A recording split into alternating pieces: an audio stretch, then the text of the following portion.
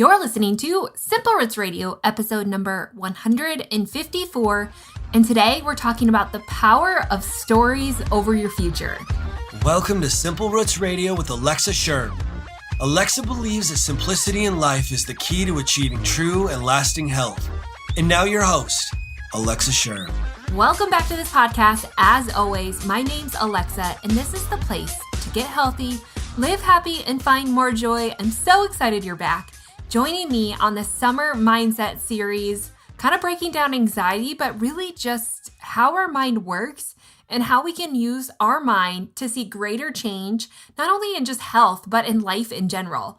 I'm so pumped you're here because there are so many good shows coming up, and I just hope that you've enjoyed the past few shows that we've had here, including Monday Motivation, which is new, and it's the podcast where I'm dedicated to giving you a little encouragement on your Monday morning to help give you courage to go out and change your life one little step at a time, because that's really what it's all about. Just the slow, small, steady change that you can make over time that continues to snowball into bigger and bigger things. It really is the only way. So I hope you're loving Monday Motivation, taking that action and putting it to work. Not to mention, make sure you grab that download over on my website at simplerootswellness.com. It's the mindset guide called The Joy Experiment. And inside that guide, you're going to find all the information you need to start channeling your mind into a better direction. And from this mindset shift, my hope is that you'll see action to back it up. That health won't just be something you do, but it'll be who you're becoming. It'll just be a part of you, and that you can use that health for something so much more. So make sure you head on over to the show notes at simplerootswellness.com/154, or just my website in general. You're going to find that guide there. Download it, print it off, and start working through it. Today, we're actually talking about a subject that's inside of there, and it's all about the stories we create in our mind. Now, I know stories just seem like more thoughts, right? Like, how could they be having an impact? And is this real? It kind of is like the placebo effect. I think the placebo effect is just thought to be this one thing out there that we know is there, but we're not quite sure how it works. When truthfully, science actually does know how it works. Researchers don't love it, but yet at the same time, the placebo effect is the most powerful form of healing that we have today. It's more powerful than any medication on the market, and that is the placebo effect. It's so fascinating. Maybe I should just do a show on the placebo effect in general. But it really goes back to this idea of our mind, and how we channel our mind, or the direction in which our thoughts go, can really determine the physiological effect on our body, on every single cell inside our body. So today, we're talking about the value of stories and how we can write better stories and what that changes in our life. Last week on the show, before Monday Motivation, we dove into how to create a better view of wellness. And this is just another layer to that, of another in-depth look at here's one really powerful way to start changing our life and our view of health so that we can live more in health. So we're going to get started right away, but like always, don't forget to go to the show notes to get more information, download that guide, and all the other information that you need from this show at simplerootswellness.com/154. Also, if you sign up for the guide, you're going to be automatically placed on my email list, which is pretty awesome because I share more about my journey, and I just find it as a great way to connect, reaching out to you and asking you questions, and that we can just go back and forth to be a people on a mission to live in health and to spread this to other people. So speaking of spreading this, if you are loving Simple Roots Radio, would you take a minute to rate and review the show? You can do that over at iTunes, or you can go to simplerootswellness.com/review, leave a rating and review. And maybe even more powerful than that is just you sharing this podcast with other people you think would be encouraged and uplifted by it. That is my hope. Just share it with your friends and family, take a screenshot, put it on social media, make sure you tag me so I can share them as well. But now let's get back to today's podcast on how the story affects our brain and ultimately our destination, or our destiny, or whatever you want to call it, right? You see, our brain is really, really fascinating and very complex. But some people would call stories this hidden mechanism that creates unhappiness, difficulty changing habits, relationship problems, frustration, anger, and disappointment, Or on the flip side, the opposite of all of that is just based in the stories that we tell ourselves. Now, the thing about stories is that we tell ourselves stories all day long, all day, every day. We tell our stories about what is happening in our lives. What about other people's lives? What we tell ourselves about ourselves, what we tell others about ourselves. So we're constantly creating stories all day, every day about the world that we live in and who we are as a people. And we call them stories because while there is truth to them, it's not always founded in solid truth. Like there are parts of every story that we tell ourselves or that we've heard that are maybe makeshift versions of reality. And that's the power of the brain and why it's so important to be aware of your stories. Now, if you've been following along on Simple Roots Radio for a while, then you know we have different parts of our mind. We have like the conscious mind, which is our active reality mind. Like it's founded in reality, right? It's what we see, it's where we live, it's what we do. Then we have our subconscious and our unconscious mind. And these are the parts of our mind that are the story drivers. They're the ones who are creating a perception of our reality. They're the ones who are telling your brain different things to do. And it's where our thoughts are processed. And it's where we're going back to past experiences and stored things. Some people say it's like a filing cabinet. And when you enter your unconscious mind, you like pull out the drawer of the filing cabinet and your mind can go back to past experiences and pull them out. Now, all of that is great. However, we only live in our conscious, active mind a small percentage of the time. Most of our life is actually founded in the subconscious mind and unconscious mind. About 80% of our daily activity is there. And while that's fascinating, it also shows the power of how these stories that we've created in our mind, whether truthful or untruthful, are really driving our daily action. Right? 80% of our life happens from stories that we tell ourselves, and that's why they're so powerful. Now we're going to break down why stories are so powerful in the mind, but before we go there, we have to understand one big concept about our mind, and it's in your guide, and it's the idea that our mind likes to close loops. Now, before we get there, I do want to make it clear that stories are absolutely necessary for the mind. It's a necessary human process. There's not one person on the face of the world who doesn't create stories in their mind. And again, we're just calling them stories because while they're factual, they're not fully factual, right? A lot of times they're just partially true, maybe not all the way true, and some stories are completely 100% true. But as you know, if you're in a situation with someone, like if there's two people side by side and they witness the exact same event, both people will most likely have differences to their story. Like there is never two of the same stories out there because it's how we perceive details and how we're picking up on different information and just our perception based on past events. That's creating this new story. So we have to know while it's human and necessary, it isn't fully truthful just based on the idea that none of us are processing information in the same way. But again, it goes to show how much power stories have. Stories ultimately shape who you are and what you will become. And that's the big point for today, is that stories shape who you are and what you will become. You really are what you think you are. And that is founded in truth based on this idea that our mind and these stories are actually creating and driving the action that we take in any given day. And we're going to break that down so you know all of that and you understand why it's so important to rewrite the lies and those bad stories that you're telling yourself. So if you tell yourself stories like, I can't ever do that, or I'm not good enough for that, or she didn't call me back, so surely she doesn't like me, right? Like we complete stories, we end loops, meaning matters to us. And so when we create these, we make preconceived notions about ourselves, and therefore that drives our action. If you say you can't do something, more than likely you'll never be able to do it because you've already made up your mind that you can't. Now, I used to hate when my mom used to tell me that all the time. Well, if you say you can't, you won't. And I used to hate it just simply because most of the time I didn't want to do it. I mean, I did, but I wanted it to be easy. And that's the difference with these stories, is that while we need to change them, it's not necessarily an easy process, because we're creatures of habit. Change in itself is hard for anyone. Some might take change a little easier than others. I have a hard time learning to get more accustomed to this, but I tend to be a homebody. Like I like my things the way that they are. But that's really how the human mind works as well. So we have these cycles, kind of what we talked about last week, these cycles that we get ourselves into that we just repeat the same patterns over and over and over again. And part of those cycles are just coming from the stories that we've told ourselves. So one great way to overcome the cycles that we live in and enter into something new and healthy, we have to overcome the idea of the stories we've told ourselves, or we have to change those stories. So let's get into this for a little bit. Before we understand the brain chemistry of stories, I first want to talk about one phenomenon that happens in our brain, and that's the idea of closing loops.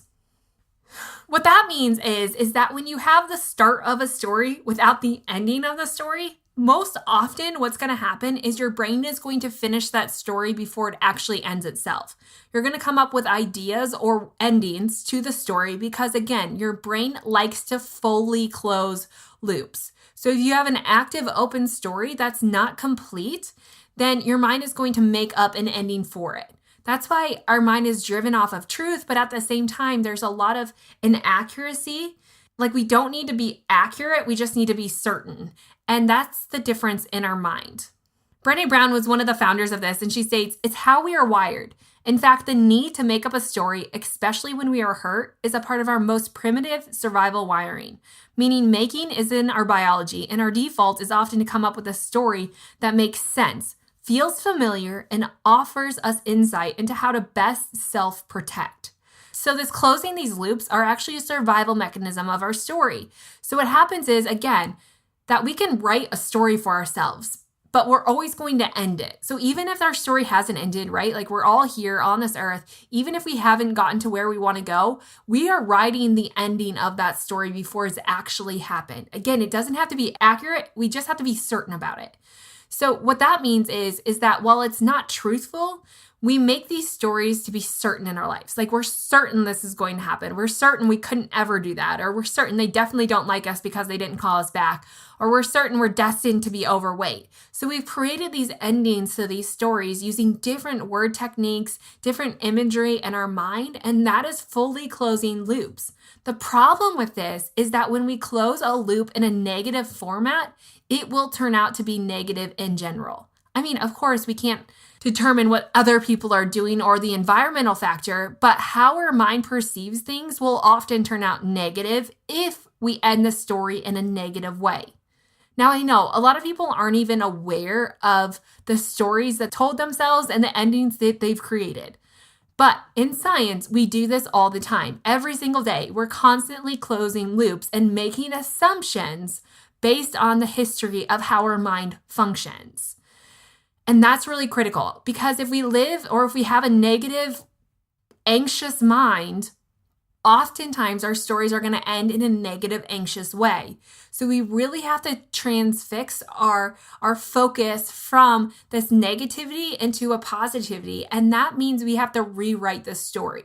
But before we can get into how do we rewrite the story, I think it's important to understand the science and the chemistry that's happening inside your brain. So stories. What we know about stories is they excite a whole host of different parts of your brain area. I mean, you can go from the sensory, from the visual cortex to the olfactory cortex to the auditory cortex, so all of our sensory cortex, but it also excites other parts of our brain. And through this excited state of our brain, we start releasing chemicals.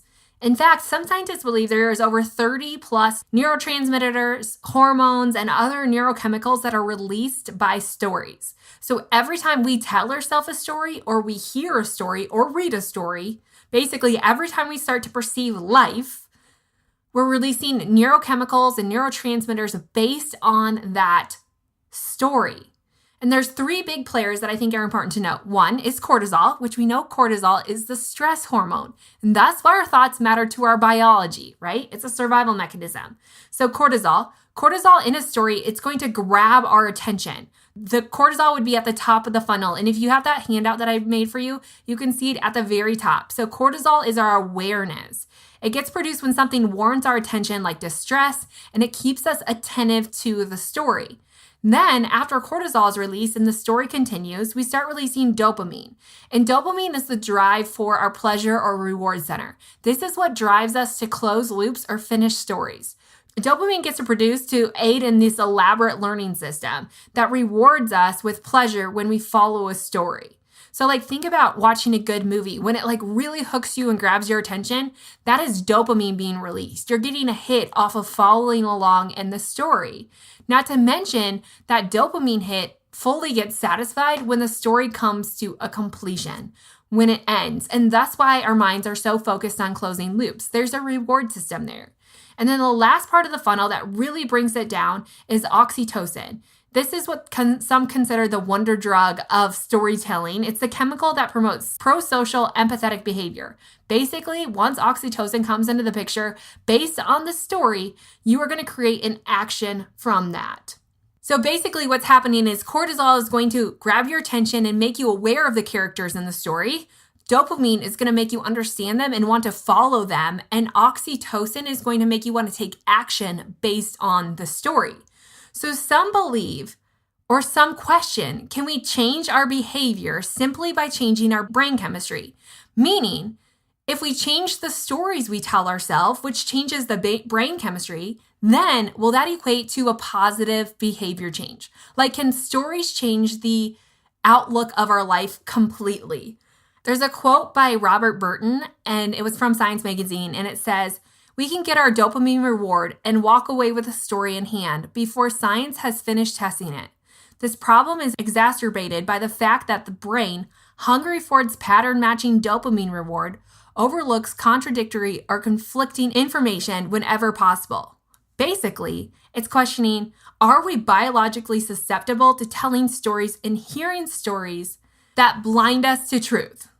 So the bottom line is, in all of this, we know we are captivated by stories, whether good or bad. And unfortunately, many of the stories that we tell ourselves are for the bad, that it's not grounded in truth and it's coming from lies. So we have to be aware of our stories. We have to start noticing what you're telling yourself about everything. And it's important to be aware of these stories and how they are affecting our happiness. If a story is making you happy and you're aware of that, then great, you're releasing a different neurochemical response in the brain, which is leading to actions of happiness that stimulate a nourishing response in the body. But if the story makes you unhappy with life, or it's a constant stress in your life, then it's creating this neurochemical release in the brain that's leading to negative behavior. So your stories equate to behavior because of the chemicals released, specifically oxytocin. So we just have to be aware of our stories, good and bad, notice them all throughout the day. And when we specifically look at anxiety, for most of us, anxiety is derived when our imagination gets the best of us and uncertainly forcibly grabs the steering wheel in our minds. Honestly, most anxiety probably stems from self-fabricated stories based on the speculation and assumption of things. Both things we know are a really dangerous mindset to have.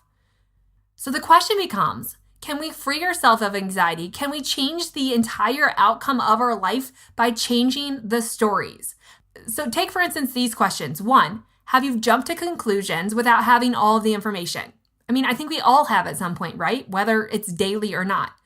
Have you searched for an answer only to find yourself feeling even more anxious in the end? Have any of your relationships ever suffered from false assumptions and an unnecessary guessing game? Don't we all do this to some extent on any given day? We create stories. We self-fabricate these stories in our mind, and that's having an effect on our outcome. Because remember, we are acting out of our subconscious 80% of the time. And our subconscious is where these stories are fabricated. It doesn't mean it's truthful. It means it's what we've perceived to be truthful. It's what we are certain of, not necessarily accurate in. And that's where we get into this scary game. So again, every day we're making up our own stories. So the question becomes, what story are you telling yourself? Now, okay, for instance, I have a hard time with scary movies. This is just a story of my own. I've always hated them. I don't love them. They terrify me. I will not sleep. Even if they're minorly scary, I do not like them. And I've learned this over the years. And one of the things that I've noticed about myself in reading books and watching TV shows and why I can binge Netflix really easily is because I am so captivated by a story that I almost make myself to be one of them. Like my neurotransmitters that are released in a response to a story are so strong that I start getting so empathetic with the characters that I feel like I'm living in the story. It's a super unhealthy place for me to be because that affects my reactions to real life. It affects my relationships in real life. It affects my response to the world in real life. So while I have all of these fictional stories that I'm captivated by, I make them my reality simply by being so engrossed in them. Like I have a really hard time separating myself from fiction and truth. And I know this about myself, and I know I'm not alone. Why I don't like scary stories or scary movies is simply because I can't separate that from my reality. Like I have a really hard time, especially when I'm tired and especially when I'm stressed, separating that fiction from my truth. And so I make it all one. Like I get lost in it. Like I live in this dreamer world. And I know it sounds crazy, but I know this about myself. And so I know I have to be really careful with what stories I'm telling myself and what stories I'm allowing to enter into my life. Because what that also means is I'm so sensitive to the stories other people tell me about me. And so I'm very influenced by other people. And so if someone has an idea of how I should live my life, I greatly consider that and maybe take it as a part of my own story. So for instance, if someone gives me criticism, I used to take this in a very negative way and align it with the story that I was already struggling with of, man, I'm a terrible writer. I speak too fast in this podcast. No one's going to want to listen. Everyone hates me. Why am I even doing this? So I go down this rabbit hole. When someone is just trying to give me constructive criticism, I take it as a shot against my character and my lack of ability to actually do a good job, to serve well. And so as I'm learning this about myself and this understanding of stories, I started to question, who do I believe I am? And how has that been fabricated from my environment and what other people are telling me and my past experiences? And what I learned was I had created a very negative view of who I was as a human and what I was capable of. And therefore, it fed into all the lies and it brought about a lot of health problems. Like our mind and these stories are not just impacted on our relationships and our productivity throughout the day, but our body is greatly affected. Before our relationships are even affected, our body is having an impact. Why? Because when your body starts releasing chemicals in response to a story you're either telling yourself or hearing, that is having a biological impact instantly. Like the cells in the body are responding either in a nourishing, healthy way or an unnourishing, negative way. And if we get too much stress going, if we stop believing in ourselves, literally, we will start shutting down. One of the reasons why stress often makes people tired and fatigued is simply because they're taking energy. They're giving their power away outside of them in these negative stories that they're telling themselves. And I'm no culprit to it. Anyways, so all that being said is our stories matter. And what I was finding is that the stories I had created is creating this negative view of myself, holding on to things I didn't need to hold on to, were literally suffocating my body. It was just making it so stagnant that I could not get well. And so as I've learned to work on this, as I've gone through counseling and therapy and talked to different people, as I've dug into scripture and prayed more and really tried to get an understanding of who I am and whose I am and that purpose, things have changed. And I don't want to say it's just my mindset shift that made me healthy again, but I'm going to say there was a huge, huge part of it. Because what I was finding was while I was going through a ton of treatment that was working, it seemed like I could never get myself out of that treatment. Like I had become dependent upon the treatment that I needed to get energy. I had created this other story, fabricated this story that I was never going to get well and that I'm a dependent human being that needs something from someone else in order to build myself up. I know that's deep and that's a lot. And you're like, oh, that might be silly, but it's true. Like I had fabricated this story that I was never going to get well, that I was always going to be dependent upon outside treatment sources, and I was always going to spend a ton of money on my health, taking away from my family. This is the story I've made up in my mind. And as I started digging into this and healing through this and bringing up those stories that I had created and changing the stories, miraculously, I started to heal. Again, the placebo effect of the mind of telling myself, I am capable of healing. My body is able to heal. I can get strong again. I can feel well. I can be happy. I can be strong. I'm going to do great things. I'm great at serving other people. Like starting to transition the stories into something positive. Literally, I felt so much better and other people started to notice. Like there was this freedom that I could take a deeper breath and I could live in a new way. So what we tell ourselves really does matter.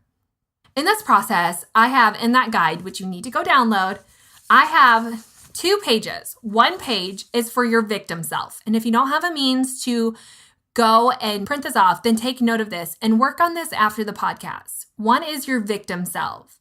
It says, knowing we are designed to close loops, take an honest look at the story you tell yourself about your everyday. As they say, we speak more to ourselves than anything or anyone else. What you tell yourself matters. Remember, we are only feel as well as we think, so take some time to scrutinize the story you've written for yourself from your past, present, and future, then identify if it's true. So step 1 is to write down what is the story you've been telling yourself. Every detail, even if it's hard to put down on paper, write it out. Write everything you believe about yourself, everything that's happened to you, that's defined you, and who you would sum yourself up to be, and where you think you can go. And then I want you to hold this up. Is this true? Like hold it up to truth. Is this what Christ says I am? Is this what I really believe about myself? Is this what other people say I am? Hold it up to truth. And then I want you to describe that victim self. Like who is that victim self? My victim self is that I'm scared. I'm not worthy of being noticed. I have nothing to offer. I'm a follower. That's my victim self. On the other page, then I want you to write your power self. Like based in truth, it's time to rewrite your old story into something new. There is power in what you speak and believe about yourself. Stake it in truth, not in a feeling. It's time to rewrite your story. So again, stake it in truth, not just a feeling, because how we feel is hard to get out of until we rewrite our story. So change your story by writing what is true. So here's a page where I want you to rewrite the story that you've made for yourself. I am statements. I am capable. I am lovable. I am enough. I am smart. I am kind. I am strong. All the things that you want to do. Maybe it's I am a runner. I am fit. I am healthy. Rewrite your story and describe your power self. Who are you? And there's power in imagery, and you can do this step, but we're going to talk about this later on. But add an icon to that, like add an icon that you can visually see that reminds you of your power self. Because what we know about our mind is we're prone to go back to our old ways. We're prone to go back to what was ingrained in us because our body and our minds are stubborn. They don't like change, even if it's the right change, until we get our mind and body wrapped around that and we're starting to be consistent with it. So in order to overcome our negative mind, sometimes we need to have that imagery that reminds us of who we are, not what we used to be or not what we thought we were, but who we actually are. So that image to found it in truth. So that's what I want you to do, is to start working on your new story, to notice how you feel when you tell yourself bad things or when you're falling back into your negative story. Oftentimes there's an anxiety rush that comes with it. Like we start believing the lies that we used to believe. We start getting worried that we don't have a future, or worried that we're going to suffer, or worried that we're going to have pain, or worried about all these things. Like we have an anxiety about that. So notice that and notice when those triggers hit so that you can fight them. And like anything, this is a daily battle. This is not just something that no one has to struggle with anymore. I think on some level, every person has to choose, which is the choice, to overcome this. And you will get better about it and it'll get easier as it comes, but it takes noticing and being aware. Also, another step when you're in this mode of negative stories is to try and connect with the environment, to try to pull yourself out of this kind of dream-like state you've put yourself into. Anxiety is almost a false view of reality. So trying to step outside of that like you would outside of a dream. I don't know if you've ever woken up from a dream and you can't decide what's real and what's not real. Maybe it's just my mind and my crazy imagination. But trying to step outside of that and step back into reality of really looking around, like in the present, and noticing what you feel, what is around you, trying to be reminded of, okay, that's a story that's been fabricated, but here is truth. Another thing you can do is to stop controlling what you can't. A lot of times the anxiety and these false stories are a way to try and control your life. We can't control anything but what we think. And so trying to let go of some of that and understand that that is just part of life, that everything is somewhat outside of our control. The only thing that we can control is what we think. Let go of control of what you can't and control what you can. Talk to yourself in a positive manner. Do those positive affirmations, rewrite that story, and do something that's life-giving in the moment. So if you're struggling with this and you're struggling with negativity, what are some things that can pull you out of that can remind you of your story? For me, it's listening to some music, reading a good book, taking some space, going out for a walk, getting into nature, talking with a friend. Sometimes we just need to be reminded of our reality, to step outside again of the dream and this imaginary being or life that we've created and step back into reality. Sometimes you just got to keep repeating those steps until you can pull yourself out of that cycle and get back into the true story. But those are some steps that you can do. And that's what my encouragement for you is today, is to know stories are determining your future. And we can't feel well until we think well. So one way to start thinking well is to change that story, to make it in truth, to be aware of the loops that you're trying to close, and maybe make the glass half full. I mean, have you ever met those people who perceive life as always well? I'm not saying we have to go to that extreme. I'm definitely not that person. My husband is that person. I always say, you don't just have the glass half full. Your glass is overflowing. And it's just that constant positive mindset. And I think that we can all get there if we train our minds to go there long enough. I think some of us are more predisposed to the glass half empty mindset, and that has been learned. Again, maybe it's something that your parents did. It's something that was part of your childhood, maybe from past experiences or stories that you've created about yourself, but that has been your constant. It doesn't mean it's your normal.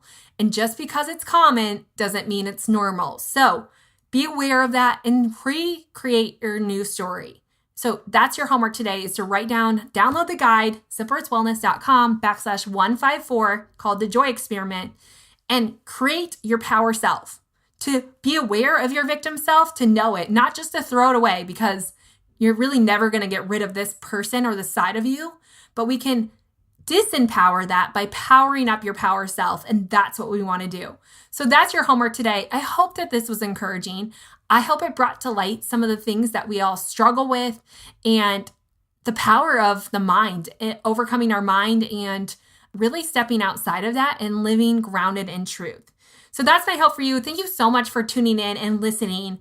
Remember, come back on Monday for another episode of Monday Motivation, which is 10 minutes or less, where I give you encouragement to give you courage to continue on in this journey. And then next week, you're going to want to stay tuned. This is the podcast that so many people have been waiting for, and it's the Mindset Diet, the actual physical diet that you've been dying for.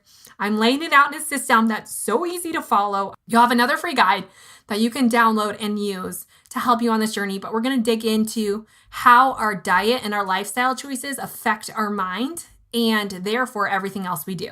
Because it's like one of those things. Is it the chicken or the egg?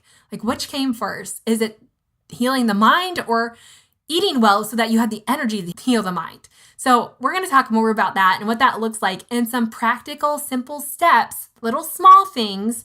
And I put them in order of where you should start and how you should work yourself up, like the snowball effect, next week. So stay tuned for that. In the meantime, don't forget to share this episode of Simple Roots Radio with your friends and family. Take a screenshot, post it on social media. Let me know, connect with me. Let me know what you're thinking if you have more questions.